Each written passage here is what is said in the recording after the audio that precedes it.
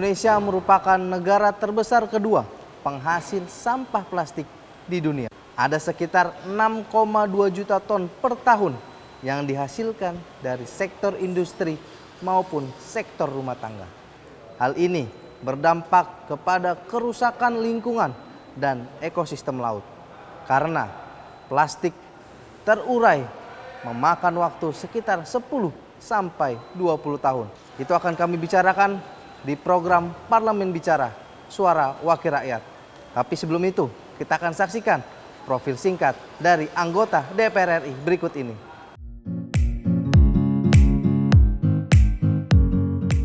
Bernama lengkap Muhammad Edi Dwianto Suparno, lahir di Jakarta 6 Mei 1965. Merupakan putra dari mantan Dirut Garuda Indonesia, Muhammad Suparno, pada zaman Orde Baru. Edi Suparno menghabiskan masa SD hingga SMA-nya di sejumlah negara seperti Jerman, Thailand, dan Belanda. Dia berpindah-pindah mengikuti tugas ayahnya bekerja. Sementara itu, kuliahnya ia selesaikan di Indonesia. Saat kuliah, ia mengambil jurusan Hukum Internasional, Fakultas Hukum di Universitas Indonesia, dan menggondol gelar sarjana pada usia 24 tahun.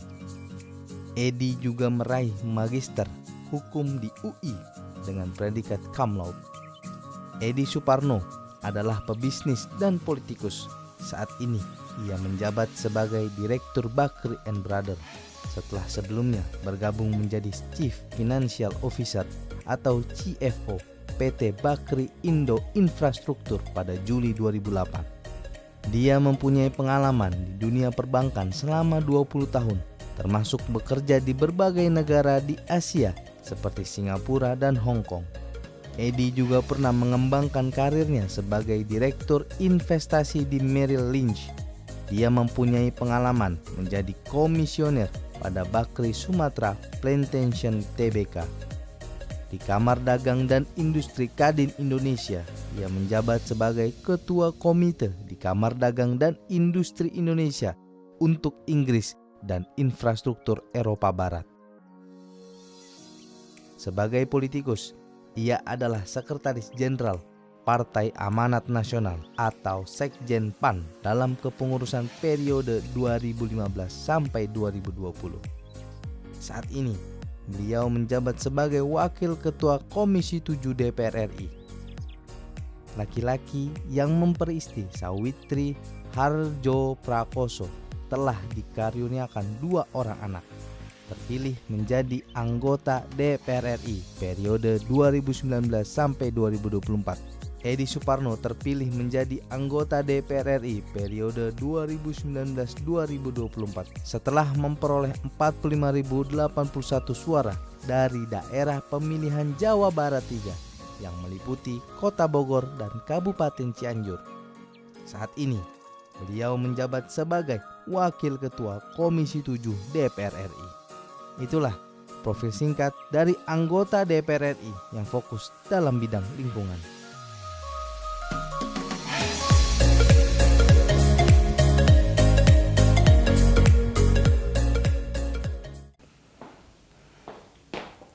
Assalamualaikum. Waalaikumsalam. Aduh, apa kabar Pak Edi? Mas Hilman. Gimana kabar? Sehat? Alhamdulillah. Pak Edi gimana Pak Edi? Ya, alhamdulillah sehat. Bagaimana Pak keseharian menjalani sebagai pimpinan Komisi 7 DPR RI ini Pak? Ya, lumayan banyak kesibukan, bertemu dengan mitra, minta masukan terakhir tentang kegiatan mereka, sekaligus berkenalan juga dengan mitra-mitra. Nah, kebetulan di Komisi 7 itu mungkin sekitar 70% anggotanya baru. Oh gitu Pak. Jadi kita gunakan masa persidangan pertama untuk kita berkenalan, untuk mendapatkan masukan tentang kegiatan-kegiatan dari para mitra kita. Nah, nanti masuki masa persidangan berikutnya, saya kira kita sudah mulai mendalami beberapa isu yang memang membutuhkan fokus, perhatian, termasuk juga nanti proses legislasi. Oh, isunya apa aja nih Pak yang Komisi 7 yang menjadi fokusnya Pak kira-kira? Banyak isunya ya, terutama di sektor migas ya, terkait dengan lifting migas kita yang selalu di bawah target dan ekspektasi. Nah, kendala-kendala di lapangan apa ya? termasuk juga mengenai undang-undang minerba ya yang memang membutuhkan perhatian khusus karena beberapa di antara para pengusaha di bidang tambang itu akan habis masa berlaku dari perizinan mereka dalam bentuk yang namanya PKP 2B gitu. Nah, itu proses kelanjutannya itu menunggu memang undang-undang minerba yang akan baru kita bahas. Kalau isu lingkungan Pak dibahas Pak? Isu lingkungan memang juga menjadi pembahasan ya. Tetapi untuk sementara isu lingkungan itu kita bahas dalam konteks memang keterkaitan lingkungan dengan usaha yang memang yang sedang ditangani, misalnya masalah dampak lingkungan terhadap karena ada kegiatan-kegiatan di bidang pertambangan, di bidang migas gitu.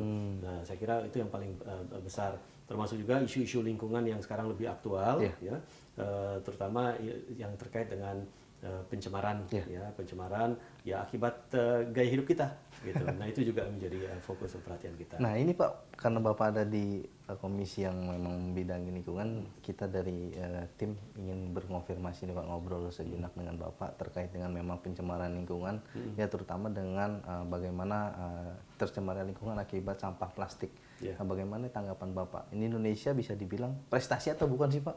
Menempati posisi urutan kedua di dunia sebagai penyumbang sampah plastik. Ya, memang masalah plastik ini ironis sekali, ya, terutama di negara-negara berkembang, wabil khusus di Indonesia.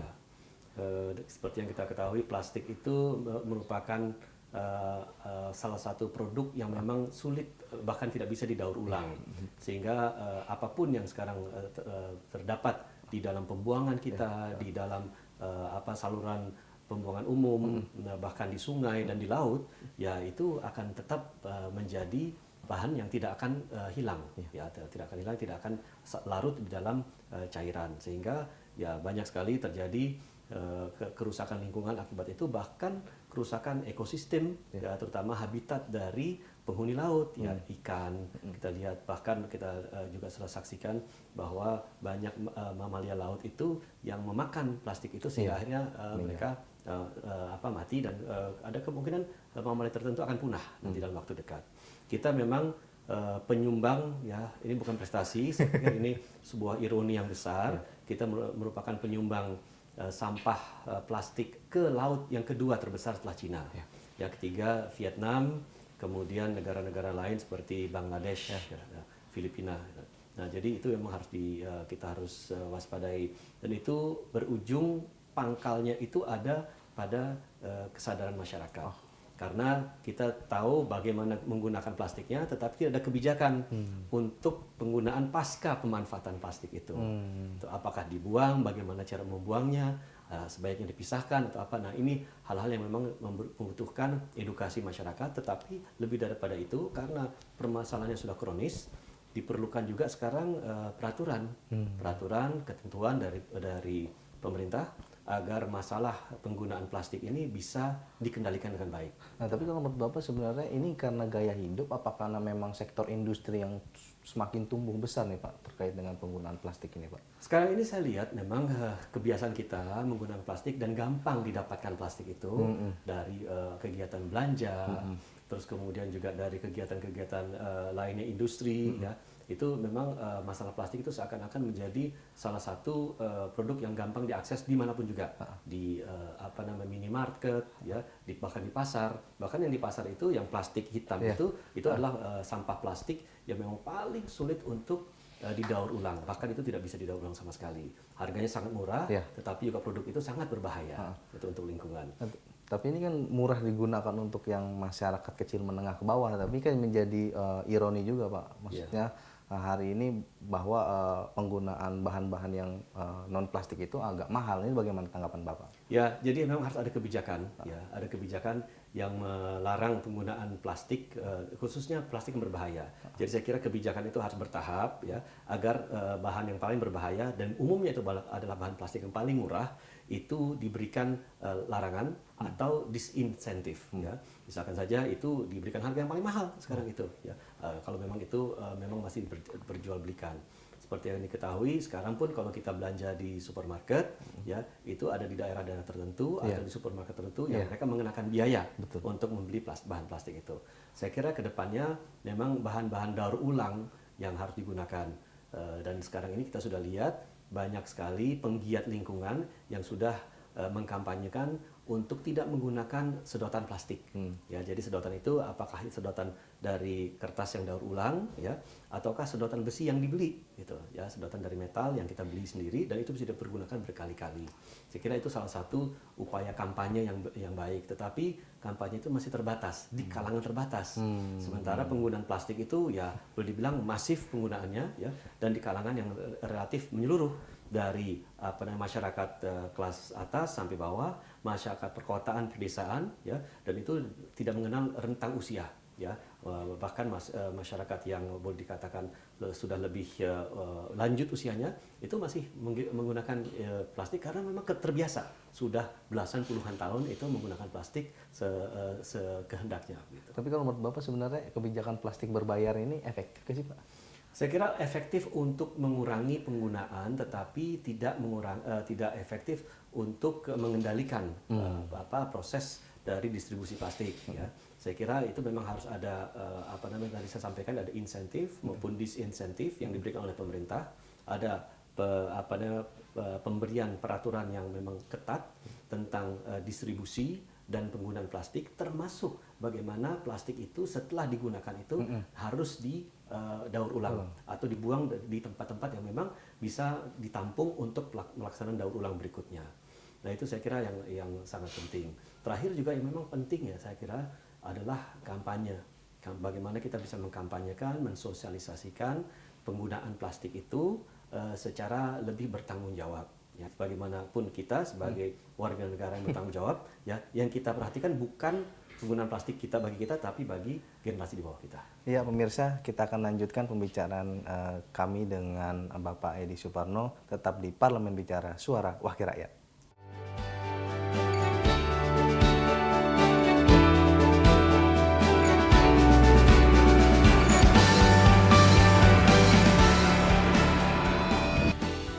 Ya, masih bersama saya di program Parlemen Bicara Suara Wakil Rakyat.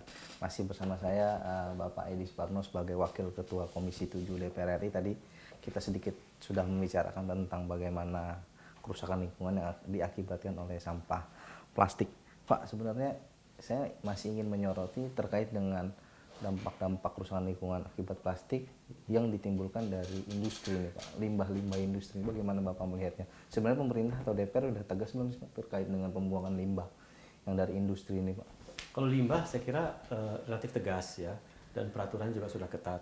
Bahkan masalah denda yang diberikan bahkan ke sanksi pidana itu juga sudah sangat ketat ya. Kalau kita lihat limbahnya itu justru banyak dihasilkan oleh masyarakat secara keseluruhan. Seperti yang saya sampaikan, misalnya kantong plastik ya, mulai terus kemudian juga mengenai tentang botol-botol minuman kemasan dan kemasan, ya itu juga sangat berbahaya dan itu masalahnya adalah masalah pembuangan. Ya. Jika memang dibuang di tempat-tempat yang memang sudah merupakan tempat pembuangan tempat sampah, bak sampah, itu tidak apa-apa karena itu bisa kemudian dipisahkan sampahnya. Tetapi kalau memang dibuang di tempat yang tidak layak, tempat pembuangan air misalnya di sungai, dan itulah dampak daripada lingkungan yang sangat masif. Kalau dilihat memang kalau data kita rujuk kepada data BPS, itu 72% dari masyarakat itu tidak mengetahui dampak negatif yang besar yang ditimbulkan oleh masalah plastik. Ya.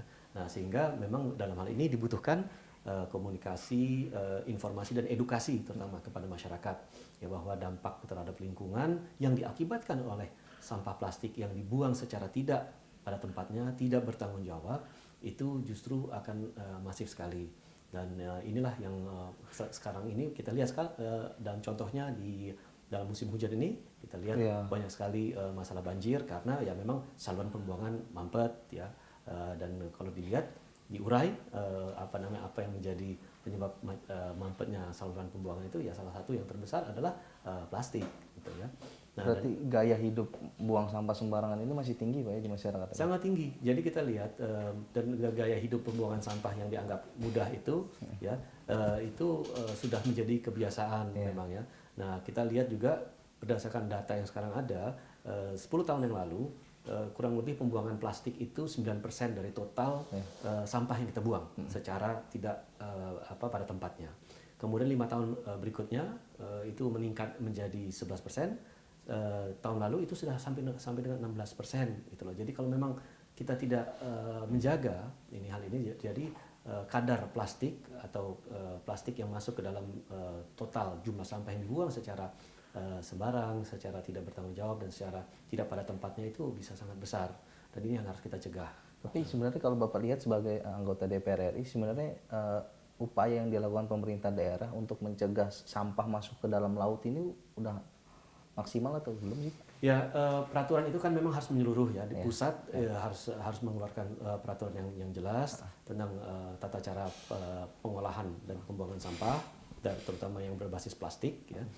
Termasuk juga di daerah, terutama daerah-daerah yang memang memiliki akses langsung ke laut atau memang yang sumber perekonomiannya berasal dari laut. Karena sumber perekonomian itu akan mati, akan menurun daya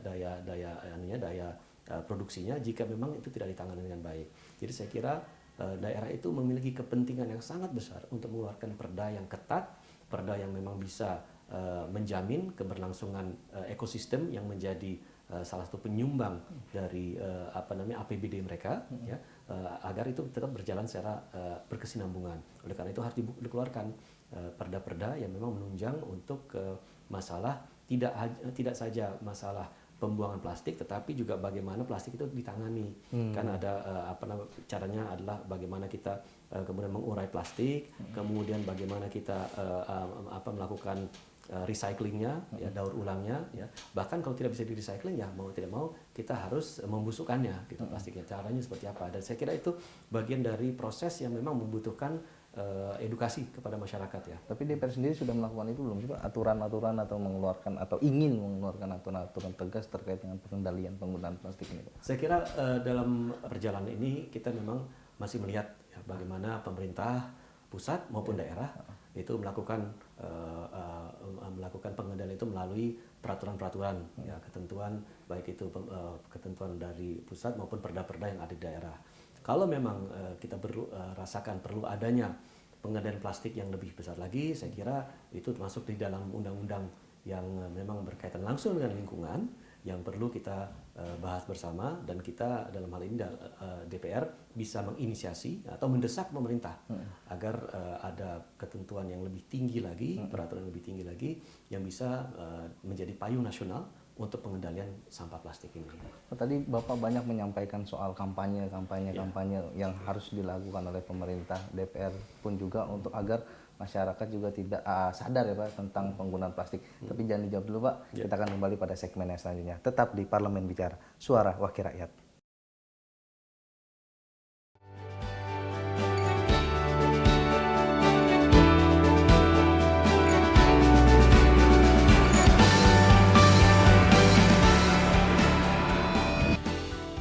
Ya pemirsa, masih bersama saya Hilman Hidayat di program Parlemen Bicara, Suara Wakil Rakyat.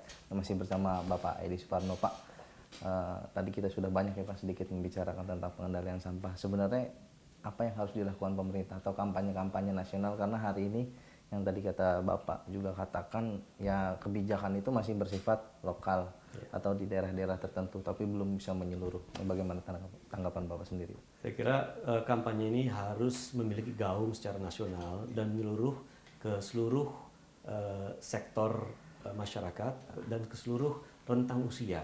Nah, dalam hal ini seperti yang kita ketahui sekarang masyarakat penggiat informasi yang paling ampuh adalah kaum milenial, karena selalu berhubungan dengan gadget yang mereka miliki, teknologi, dan apa yang diakses oleh para milenial ini yaitu adalah informasi terkini.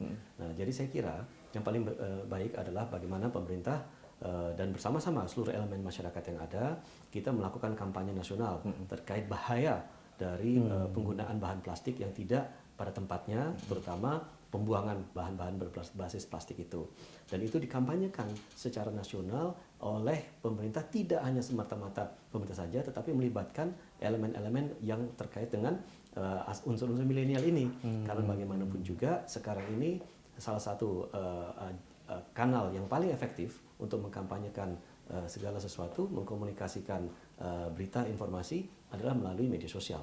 Dan inilah merupakan lahan yang paling subur untuk melibatkan para milenial dalam kampanye nasional untuk mengurangi penggunaan plastik dan kemudian mencegah juga dampak negatif dari plastik itu. Jadi saya kira libatkan milenial dalam hal ini, libatkan saluran yang berbasis media sosial, karena itulah yang sekarang menjadi bahan yang diikuti oleh masyarakat secara keseluruhan. Pak, ini tapi menarik Pak, bahwa DPR sudah mengambil kebijakan juga Pak, dengan rapat-rapat itu mengganti botol-botol plastik dengan botol minuman yang beling ya Pak ya. Setiap rapat juga ya, DPR sudah mengambil kebijakan itu Pak, setiap rapat ya. Jadi kita yang pada dasarnya kita juga di dalam rapat-rapat kita kurangi penggunaan plastik itu. Bahkan saya kira di antara anggota-anggota kita bahkan membawa minum sendiri ya supaya tidak ada penggunaan mineral dalam kemasan. Nah, saya kira kita juga ke depannya wajib juga menyuruhkan kepada para produsen air minum dalam kemasan untuk bisa bertanggung jawab ya terhadap botol minuman yang mereka produksi pasca dikonsumsi oleh masyarakat, oleh pembeli. Dan saya rasa inilah bagian dari kewajiban kita bersama-sama agar dampak plastik ini tidak semakin membesar, tetapi kita semua sadar bahwa penggunaan plastik yang tidak pada tempatnya itu justru akan membahayakan kehidupan kita ke depannya, terutama dari aspek kualitas hidup, bahwa air tercemar, kemudian bagaimana kita juga nanti ke depannya tidak bisa mendapatkan akses untuk tanah yang baik karena memang tanahnya itu sudah dicemari oleh bahan berbasis plastik. Kalau edukasi terkait dengan daur ulang kepada masyarakat bagaimana? Karena kan banyak plastik yang sudah menumpuk nih Pak ya, yang membahayakan juga nanti akan mencemari lingkungan. Ya, edukasi itu memang harus dilakukan secara secara informatif dan secara user friendly ya, tidak dogmatis, tidak berisi instruksi ya, tetapi mungkin dengan cara yang betul-betul gampang diterima, gampang dicerna dan mudah diikuti juga. Itu jangan hanya sekedar menjadi tontonan tetapi tidak melekat dan tidak membekas sehingga masyarakat setelah menonton itu juga menjadi lupa.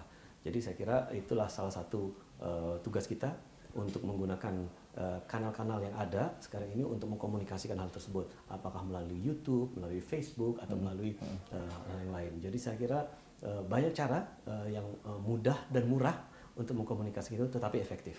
Ya Pak, terakhir Pak, mungkin harapan dan ajakan kepada masyarakat, kaum milenial dan lain-lain untuk bagaimana kita sadar bahwa penggunaan plastik itu berbahaya. Ya, kita sudah mengetahui dampak buruk yang bisa ditimbulkan oleh plastik terhadap ekosistem kita, terhadap keberlangsungan hidup kita ke depannya. Oleh karena itu, mari saya menghimbau kepada seluruh masyarakat untuk betul-betul berhati-hati menggunakan bahan berbasis plastik, dan kalaupun itu digunakan, mari kita bertanggung jawab untuk membuangnya pada tempatnya. Sehingga kita bisa ikut berpartisipasi, kita ikut bertanggung jawab atas kualitas hidup kita ke depannya, kualitas hidup sesama, anak-anak kita, cucu-cucu kita nanti, agar kita tetap bisa menikmati kekayaan yang diberikan oleh Tuhan kepada kami sebagai bangsa Indonesia, agar ke depannya kita tetap bisa hidup di dalam alam yang memang mengutamakan lingkungan hidup yang serasi, dan kita tetap berpegang pada green nation, green economy, dan segala sesuatu itu berbasis lingkungan dan kepedulian kita terhadap lingkungan. Berarti kampanye tanpa plastik Pak ya? Kampanye tanpa plastik itu wajib, tetapi yang paling penting adalah kampanye dulu bagaimana kita bisa membuang plastik pada tempatnya. Nah, itu baik ya. Terima kasih pemirsa, itu sedikit pembicaraan saya dengan Bapak Edi Suparno selaku Wakil Ketua Komisi 7 DPR RI. Tadi beliau mengingatkan bahwa bahaya tentang penggunaan plastik, bagaimana nanti masyarakat sadar ya, terutama tidak membuang sampah sembarangan ya. Kita harus mengetahui betul-betul bahwa penggunaan plastik itu akan juga bisa merusak lingkungan. Nantinya juga akan didorong dari DPR RI tentang bagaimana peraturan pusat yang secara menyeluruh itu akan diikuti oleh daerah-daerah. Jadi terutama bagaimana masyarakat tidak lagi menggunakan plastik karena plastik akan berbahaya. Terima kasih, sampai jumpa di episode selanjutnya, tetap di program Parlemen Bicara, Suara Wakil Rakyat. Terima kasih Pak Edi. Ya, Jadi nanti kita akan kampanye Pak Ya. cara menyuruh Wajib. tolak dan bagaimana membuang sampah itu secara teratur ya. Terima kasih. Ya, terima kasih ya.